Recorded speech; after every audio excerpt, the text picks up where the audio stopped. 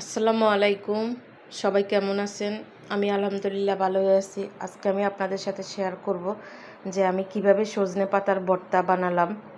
সজনে পাতার ভর্তাটা এত মজা হয়েছে, মানে কি আর বলবো, মানে অনেক মজা হয়েছে এই সজনে পাতার ভর্তাটা। তো প্রথমে আমি সজনে পাতাটা বেছে ধুয়ে নিছি। আর ভর্তার জন্য আমার কি কি লাগছে, আমি শুকনো মরিচ লাগছে, কাঁচামরিচ লাগছে, রসুন লাগছে, পেঁয়াজ আর সজনে পাতা। এই যে পাতাটা আমি বেছে নিচ্ছি। বেছে নিয়ে তারপর এটাকে আমি ধুয়ে নিছি। এই যে এখানে আমি ধুয়ে নিতেছি।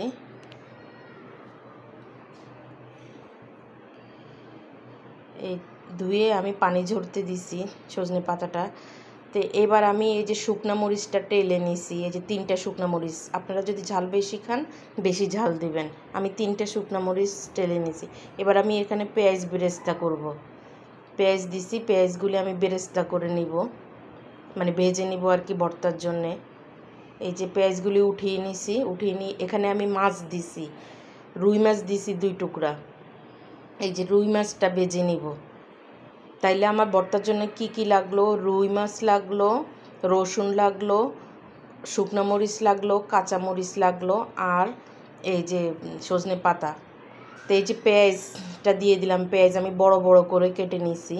এই পেঁয়াজটা দিয়ে দিলাম, আর মাছটা ভাজা হয়ে গেছে, মাছটা হলুদ আর লবণ দিয়ে মাখিয়ে ভেজে নিয়েছি। তো এবার আমি এই যে রসুনের কোষগুলি দিয়ে দিলাম, একটা রসুনের কোষটা দিয়ে এবার কাঁচামরিচ দিয়ে এবার আমি একটু ভেজে নিব। ভেজে নিয়ে এটার মধ্যে আমি সজনে পাতাটা এটার মধ্যে আমি এই যে পাতাটা দিয়ে দিব, ভালো করে ভেজে নিব সুন্দরভাবে।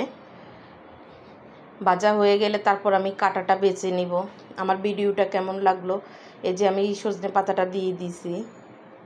আমার ভিডিওটা কেমন লাগলো কমেন্টের মাধ্যমে জানাবেন, এবং আমার ইউটিউব চ্যানেলটা সাবস্ক্রাইব করে দিবেন। আমার ইউটিউব চ্যানেলের নাম শাহানার রান্নাঘর। আর ফেসবুক পেজে একটু লাইক কমেন্ট করবেন। এই যে পাতাটা সহ এখন আমি পেঁয়াজ, মরিচ, রসুন সব একসাথে, একটু আমি লবণ দিয়ে দিলাম, সব একসাথে আমি ভেজে নিলাম। ভেজে নিয়ে তারপর এটাকে আমি মাছের যে কাঁটাটা আছে ওই কাঁটাটা আমি বেছে ফেলে দিব। বেছে ফেলে দিয়ে তারপর আমি এটাকে পাটায় ভর্তা করব। ভর্তাটা আমার এতই মজা লাগছে, আমি আর লোভ সামলাইতে না পারি পাটার মধ্যে আমি ভাতও বেটে খেয়েছি। পাটার মধ্যে আমি কয়টা ভাত বাড়ছিলাম, ভাত বাইটা তারপরে খেয়ে ফেলছি, মানে এত মজা লাগছে ভর্তাটা।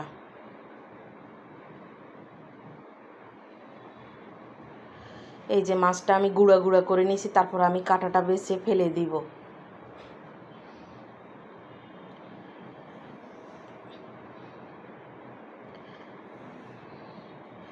এই যে একটু নেড়ে চেড়ে ভালোভাবে নিচ্ছি। নেওয়ার পরে আমি এই যে চুলাটা বন্ধ করে দিব।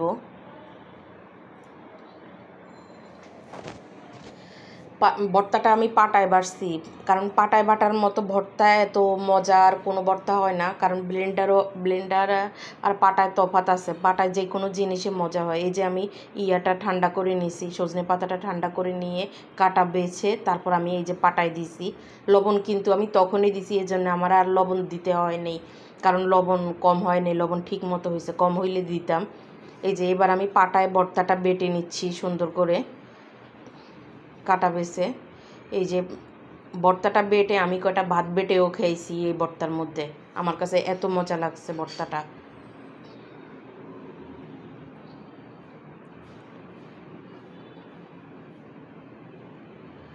যারা যারা আমার চ্যানেলটি সাবস্ক্রাইব করছেন তাদেরকে অসংখ্য ধন্যবাদ, আর সবাইকে সাবস্ক্রাইব করার জন্য অনুরোধ করছি।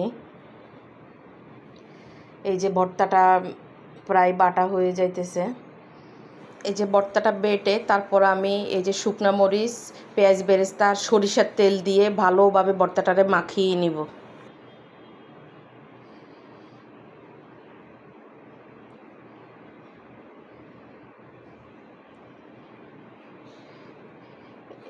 এই যে ভর্তাটা প্রায় বাটা হয়ে গেছে, এবার আমি নিয়ে নিচ্ছি একটা বাটিতে।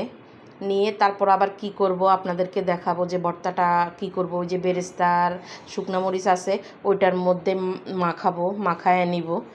তো এই যে একটা বাটির মধ্যে ভর্তাটা আমি একটা বাটির মধ্যে নিয়ে নিচ্ছি। ভর্তাটা আমি এই যে একটা বাটিতে নিয়ে নিলাম, নিয়ে এবার আমি ওই যে বললাম না পাটার মধ্যে ভাত কয়টা বেটে আমি লোভ সামলাইতে না পারি, পাটার মধ্যে ভাত কয়টা বেটে আমি খাইছি। এই ভাতটা কিন্তু এই পাটার ভাত কে কে খান এভাবে কিন্তু অনেক মজা এই যে পাটার মধ্যে ভাত বেটে খাইতে। এই যে আমি খাচ্ছি। এবার আমি ভর্তাটা মাখায় নিতেছি এই যে শুকনা মরিচ আর পেঁয়াজ বেরেস্তার মধ্যে আর সরিষার তেল দিয়ে ভালোভাবে মাখিয়ে নিচ্ছি। সবাই ভালো থাকবেন, সুস্থ থাকবেন, আর আমার ভর্তাটা কেমন হয়েছে জানাবেন। এই যে আমি ভালোভাবে মাখিয়ে নিছি, সরিষার তেল দিলাম আর কি লাস্টে। আল্লাহ হাফেজ।